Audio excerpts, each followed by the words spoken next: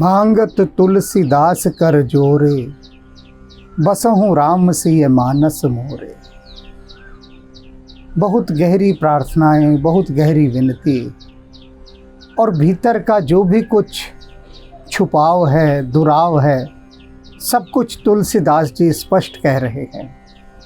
इतनी स्पष्टता जिसके हृदय में होगी, वहाँ भला क्यों न राम जी सीता जी के साथ डेरा डालेंगे, अवश्य डालेंगे।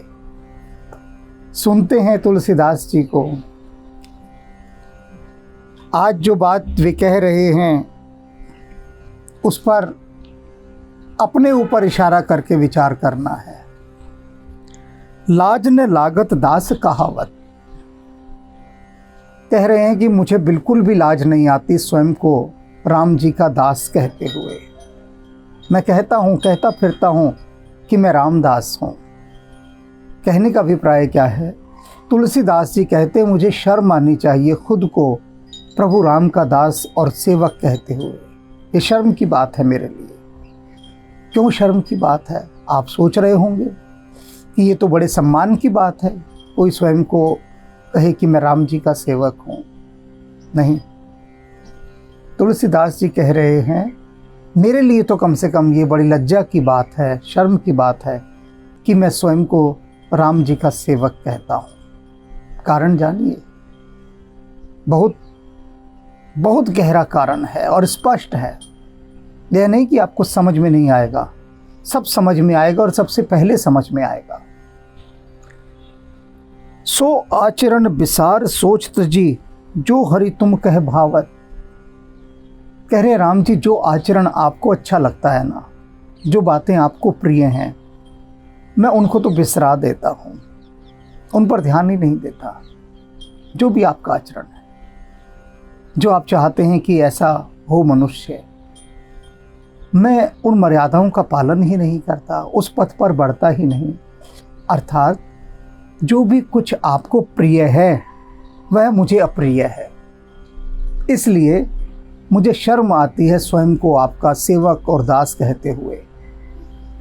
कई बार कुछ लोग ऐसी हरकतें करते हैं, ऐसा आचरण करते हैं कि उनको देखकर लोग कहते हैं कि अच्छा, तुम उनके शिष्य हो, उनके या उस धर्म को मानने वाले हो, ऐसा है तुम्हारा धर्म। शर्म आनी चाहिए तुमको। अर्थात तुम किसी उत्तम गुरु के शिष्य हो तो तुम्हें आचरण भी अपना उत्तम रखना होगा।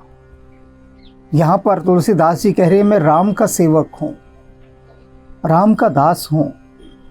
और आचरण कैसा है? सकल संगत जी भगत जाहि मुनि, जब तप जाग बनावत। कहते जितने भी लोग हैं, जो मुनि हैं, ये अपनी सारी सांसारिक विषय वासनाओं का, आसक्तियों का त्याग कर देते हैं। मुनिजन, साधु, सन्यासी, ये सब क्या करते हैं? आसक्तियों का त्याग करते हैं। और त्याग करने के बाद जाहि मुनि जप तप जाग बनावत। और ये मुनि जप करते हैं, तप करते हैं, यज्ञ करते हैं और न जाने कितने प्रकार की साधनाएं करते हैं। संसार की सभी आसक्तियों से विमुख होकर, हटकर राम जी आप में अपना सारा चित्त लगाते हैं। ये संत जन। मौसम मंद महाखल पामर, कौन जतनते ही पावत।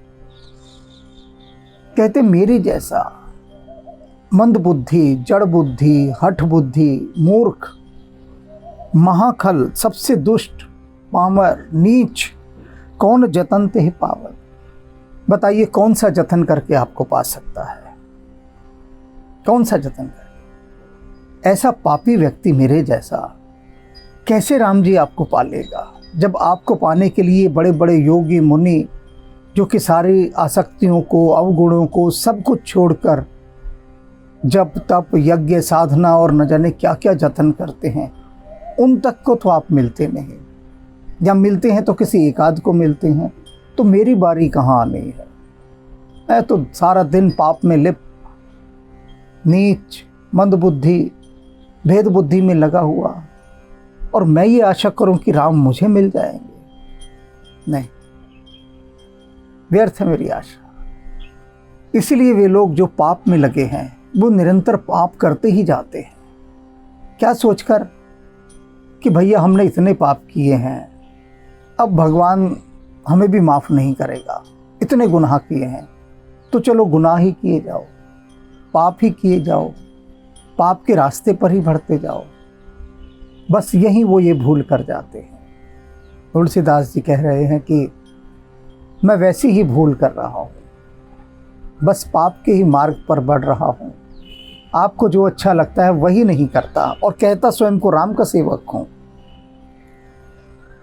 हरि निर्मल मल ग्रसित हृदय, हरि निर्मल हैं, राम जी कितने निर्मल हैं, और मेरा मन मल ग्रसित हृदय, ऐसा हृदय है जिसमें मल ही मल है, पाप ही पाप है।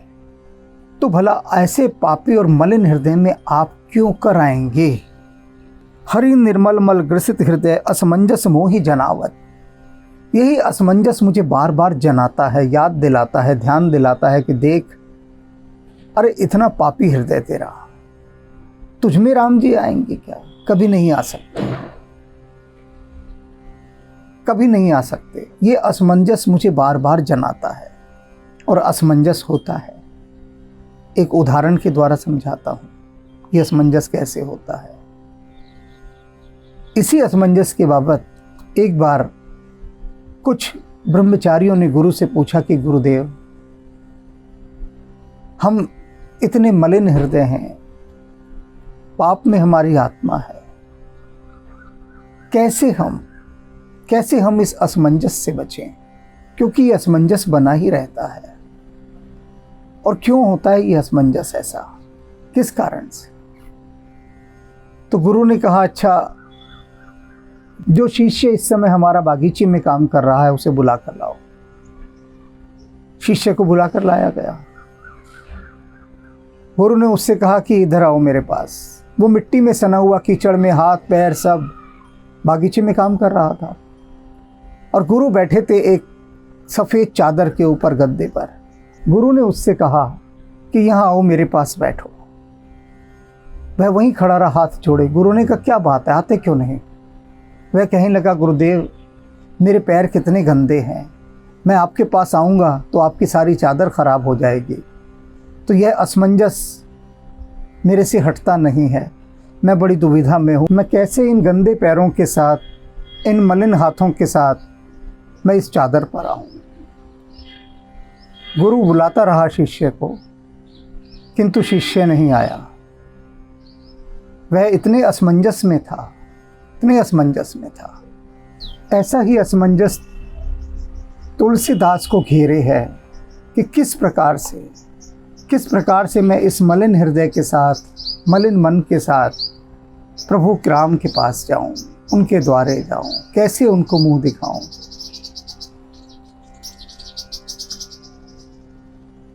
जेहिसर काक बक सूकर क्यों मराल तहाँ आबद। एक ऐसा कुआं, अब ये देखते हैं हमारे देश में ये कूड़ा उठाने वाली गाड़ी आई हुई है, इसके बदले घंटी नहीं लगाई जा सकती गाड़ी में क्या? ये जो सायरन है कितना दूषित कर रहा है इस समय के पवित्र परिवेश को। पहले आग बुझाने वाली गाड़ियां होती थी, उनमें घंटी लगी होती थी मंदिर वाले। हमारे देश में कोई ये सोचने वाला नहीं कि कैसे हम अपने देश की शुद्धता को बरकरार रखें, बनाएं। सारे लोग जो बड़े बड़े अधिकारी हैं, इस सोच से बेखबर हैं, क्योंकि हैं तो सारी विषय वासनाओं में लिप्त। किसी को क्या पता कि वातावरण की पवित्रता क्या होती है, यह तो कोई ध्यान ही जान सकता है ना। सुबह सुबह प्रेशर हॉर्न गाड़ियों का, अक्सर अनेक भक्त कहते हैं, आप अपने छत के बागीचे में क्यों नहीं रिकॉर्डिंग करते हैं? कैसे करें? क्योंकि हमारे देश की फितरत में शोर मचाना है, शोर ही शोर चारों तरफ। कोई ये नहीं सोचता ये जो कूड़ा उठाने वाली गाड़ी है इसमें इतना बड़ा सायरन क्यों लगाया है। सुबह गो ग्रास लेने वाली एक रिक्शा आती है, उसमें मंदिर की घंटी लगी है, वो घंटी बजाता है, लोग अपने घरों से कुछ रोटी इत्यादि दे देते हैं गौ माता के लिए, लेकिन इन गाड़ियों में कभी नहीं लगाई गई। ये प्रेशर हॉर्न गाड़ियों के, इनको रोकने के लिए कुछ नहीं किया गया, क्योंकि सरकार में जो ऊंचे पद पर लोग बैठे हैं ना, उन्हें इन चीज़ों से कोई लेना देना नहीं कि देश की पवित्रता, वातावरण ये कैसे दिव्यता को उपलब्ध हो। ये तो वही जान सकता है ना जिसके भीतर स्वयं ध्यान का तत्व हो। तो उन पदों पर तो वे लोग बैठे हैं जो केवल बुद्धि से जीते हैं, हृदय से नहीं, पवित्रता से नहीं, और ध्यान की उन गहराइयों से नहीं जो भारत की एक पहचान थी। बोलना पड़ा ये बीच में। अब ये सुन रहे हैं आप, चिड़िया कितनी अच्छी अपनी तान दे रही है। यहाँ इतने पक्षियों की ध्वनि सुबह आती है, कलरव पक्षियों का, लेकिन उसके साथ शुरू हो जाता है ये प्रेशर हॉर्न, कूड़े की गाड़ियों के सायरन। हो गई ना अब शुरू फिर। अब सरकार में कोई आदमी ऐसा नहीं बैठा जो पूछे ये सायरन लगाने की क्या ज़रूरत है। आप इसमें मंदिर की घंटी भी तो लगा सकते हैं ना, कि घंटी बजाते हुए जाए हाथ से। बहुत मुझे भारतेंदु हरिश्चंद्र की वो पंक्ति बहुत प्रिय है, सत्य पंक्तियां हैं। हा हा हा कछ कहा न जाई, भारत दुर्दशा देखी न जाई। इतना महान देश, इतने गुण, इतनी ध्यान विधियां, इतनी पवित्रता बनाए रखने की बात, लेकिन सारा कुछ कचरा हो गया, कूड़ा हो गया, मलिन हो गया, दूषित हो गया, कलुषित हो गया। क्यों? क्योंकि बस ऊंचे पदों पर वे लोग बैठे हैं जिनके हृदय में वो जज्बा नहीं कि कैसे हम देश की पवित्रता को ऊंचे लेकर जाएं। खुद ही जो विषय वासनाओं में ग्रसित हो, वे कैसे करेंगे ये सब? उनका भी दोष नहीं है। जब दिखे तभी तो कुछ कर सकता है ना, दिखे सूझे नहीं हो सकता। तो तुलसीदास जी कह रहे हैं कि जिस सरोवर में बगुले, गिद्ध, कौवे और सूअर रहते हों, वहाँ भला हंस क्यों आएगा? तो राम जी, मैं ऐसा ही सरोवर हूँ जिसमें मनोविकारों के सूअर, गिद्ध, कौवे, बगुले ये सब उस पानी को गंदा कर दिए हैं, कीचड़ वाला कर दिए। तो ऐसे स्थान पर भला आप क्यों आएंगे? क्यों आएंगे? और मैं कहता हूँ कि मैं राम का सेवक हूँ। राम का सेवक हूँ तो मुझे निर्मल सरोवर होना चाहिए ना, कीचड़ वाला, दुर्गंध वाला सरोवर तो नहीं होना चाहिए। जाकी शरण जाई कोविद दारुण त्रेताप बुझावत। जिसके शरण में जाकर सिद्ध पुरुष अपने सभी त्रेतापों को मिटा देते हैं, जिन संत जनों की शरण में जाकर। तहु गए मद मोह लोभ अति, सर्गहु मिटत निसावत। मैं उन्हीं संतों के पास बैठने से कतराता हूँ, उनसे नफरत करता हूँ। किन संतों की? जिन्होंने राम की शरण में जाकर त्रिविधि ताप पर विजय प्राप्त कर ली है, अपने तीनों तापों को हरवा लिया है राम जी से। ऐसे संतों के पास तो जाने में मुझे बड़ी औखत लगती है, जाता ही नहीं मैं उनके पास। तहु गए मद मोह लोभ अति। उनके पास जाने में तो ये लोभ, मोह, मद, ये जो मेरे भीतर विकार है ना, सरहु मिटत निसावत। उनका ये सौतिया डाह तो स्वर्ग में भी नहीं मिटता। बड़ा सौतिया डाह है। राम के भजन, राम का सुमिरन, राम की याद, ईर्ष्या, लोभ, क्रोध, अहंकार, इनको तो सौत जान पड़ते हैं। कहते हैं मेरी सौत आ गई। राम का भजन क्या आ गया, उसे अपनी सौत बताते हैं और कहते हैं सौतिया डाह, ये तो स्वर्ग में भी नहीं मिटता। तो राम जी बताइए मैं क्या करूं? भव सरिता कह नाउ संत। कहते हैं जो संत हैं ये संसार रूपी सरिता को पार लगाने वाले हैं। नौका के समान है ये संत। यह कई और इन बुझावत। और ये मैं दूसरों को समझाता हूँ बात कि भैया संतों के पास बैठो, उठो।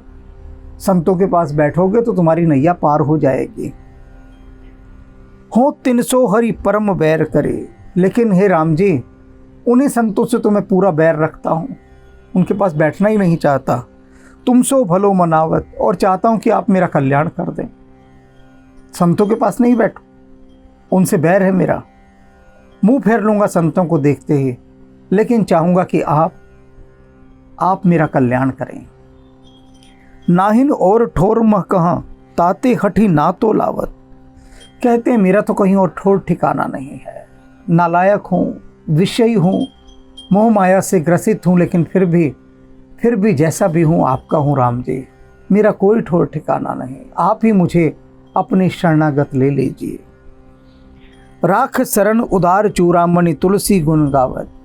हे उदार चूड़ामणि, हे श्रेष्ठ, हे आर्य, मैं आपके शरणागत हूँ, बस मुझे अपनी शरण में रख लीजिए, क्योंकि आप मुझे अपनी शरण में रख लेंगे तब मेरे ये सारे विकार दोष ये सब मिट जाएंगे। आपकी कृपा के बिना नहीं मिट सकते, और मुझे लाज भी नहीं आती, मैं इतने अवगुणों के रहते हुए भी स्वयं को कहता हूँ कि मैं राम का भक्त हूँ।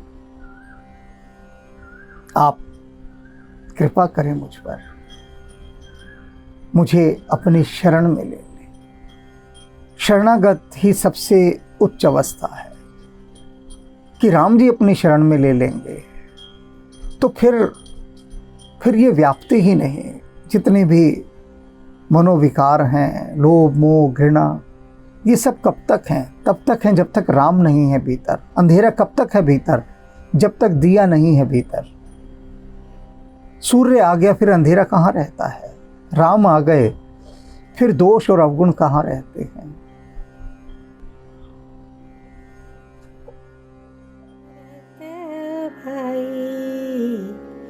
कपि से उरी न हम नाही भरत भाई, कपि से उरी न हम नाही,